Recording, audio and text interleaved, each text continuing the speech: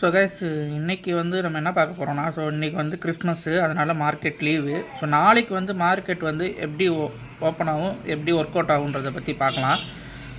So வந்து நாளைக்கு வந்து பொதுவாக மார்க்கெட் வந்து எப்போவுமே வெள்ளிக்கிழமை மார்க்கெட் வந்து கொஞ்சம் பாசிட்டிவாக தான் இருக்கும். ஆனால் கடந்த 3 வாரமாகவே வந்து மார்க்கெட் வந்து பாசிட்டிவாக தான் இருந்துச்சு, பாசிட்டிவாக தான் முடிஞ்சிச்சு.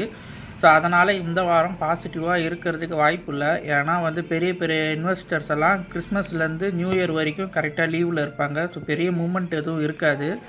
ஸோ ஆல்ரெடி மார்க்கெட்டு இந்த இடத்துல வந்து ஒரு கேப் அப் ஆகி தான் ஓப்பன் ஆகிருந்துச்சு. ஸோ இந்த கேப் அப்பை ஃபில் பண்ணுறதுக்காண்டி ஸோ நாளைக்கு என்ன பண்ணுவாங்கன்னா, மேக்ஸிமம் ஒரு 50 to 100 பாயிண்ட் இறக்கி விட்டு தான் மார்க்கெட்டை ஸ்டார்ட் பண்ணுவாங்க. ஸோ இந்த இடத்துல ஸ்டார்ட் பண்ணாங்கன்னா மார்க்கெட் கண்டிப்பாக இன்னொரு 100 பாயிண்ட் கீழே இறங்கி இந்த இடத்த வந்து ஒரு பிட்டா 26,000 டச் பண்ணிவிட்டு அதுக்கப்புறமேட்டு தான் மார்க்கெட் அடுத்த மூமெண்ட் எடுக்கும். ஸோ அப்படி இல்லை, நாளைக்கு எடுத்தோடனே கொஞ்சம் ஹை பண்ணி விட்டுருக்காங்க அப்படின்னா ஸோ மார்க்கெட் வந்து பெருசாக ரேலி ஆகிறதுக்கு வாய்ப்பு இல்லை. ஸோ அதனால் நாளைக்கு மேக்ஸிமம் செல் சைடு தான் இருக்கும்.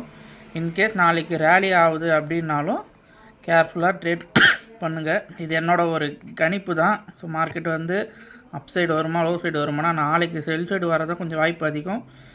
எவ்வளோ தான்